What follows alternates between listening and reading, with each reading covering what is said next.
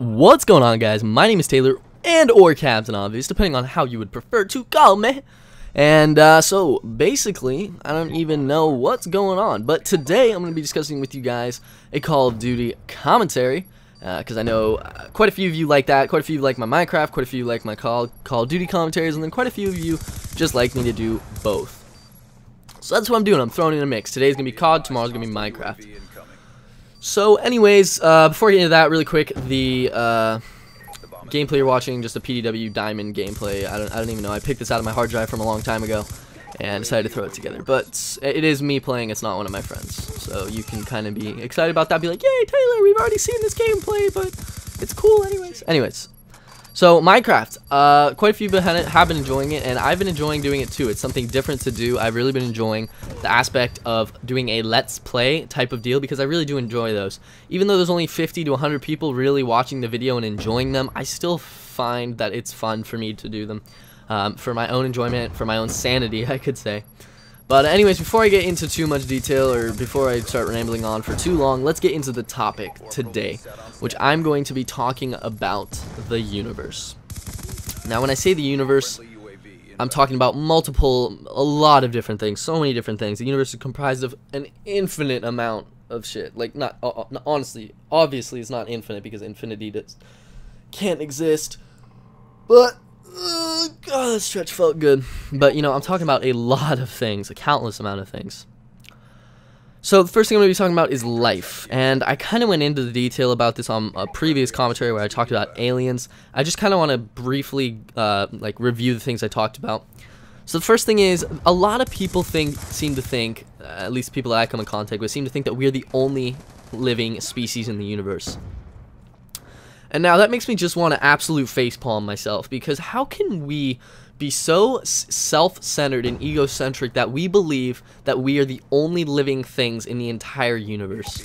The first thing you have to do is take a look at our universe. The size of this gigantic sphere of consciousness and conscience that we're in, which some people call the universe, is so unbelievably unfathomable that I mean, just the sheer size of it is just step one to believing that there obviously has to be other life. Second part is that we are, actually let me go into a little bit more detail on that. So we are on a planet floating in a solar system, rotating around a star.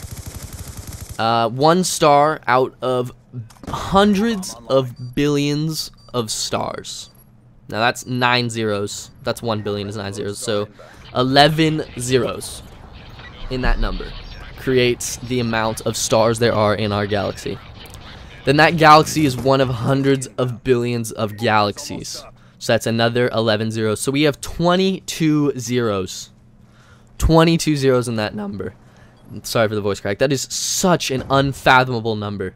You could not... It would take you so many lifetimes. It would take you like thousands of lifetimes to count that high. That would just take an unreal amount of time to count that high. I can't even... I can't fathom it. My mind can usually wrap its head around like large ideas, but the more I think about this, the more I feel my mind like stretching in a way, and I'm just blown away by the sheer size of our universe. The other thing is, they have found traces, like fossils of bacteria on Mars.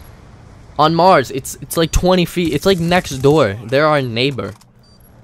It's if we found signs of life on other planets, and people are going to be saying like, oh no they didn't, what are you talking about? But yes, they actually did. Look it up. It's in the polar ice caps of Mars, because there is frozen water on Mars, and they found fossilized things in those ice caps from like Curiosity, not actually Curiosity, it was Spirit and Opportunity. I believe those are the two rovers that found it, but I could be wrong about that. But anyways, if we can find life next door, then we're gonna obviously find life in other parts of the galaxy. It's incredibly naive to think that It's incredibly naive to think that our solar system is the only solar system that can have this exact configuration and have a planet in the habitable zone. Just in our general area in the galaxy, like within 100 light years, like 1,000 light years, we found 10 habitable planets that can support life. Doesn't mean there's life on them. I'm not saying that there is life on them, but they have the potential to support life. And if there's 10 in our habitable, or in our like zone of the galaxy, then there's got to be hundreds in our galaxy, which means there's thousands, if not millions, in our universe. It's stupid to think that I don't know. I'm not calling people who think that's stupid, but yeah. Anyways, next thing I wanted to discuss is like black holes. Now, because I'm talking about the universe in general, black holes are such a mystery. It's such an insane thing to think about a black hole. It's literally an infinite mass. It's an infinite mass. So like everything in this world doesn't even come close to how massive a black hole is.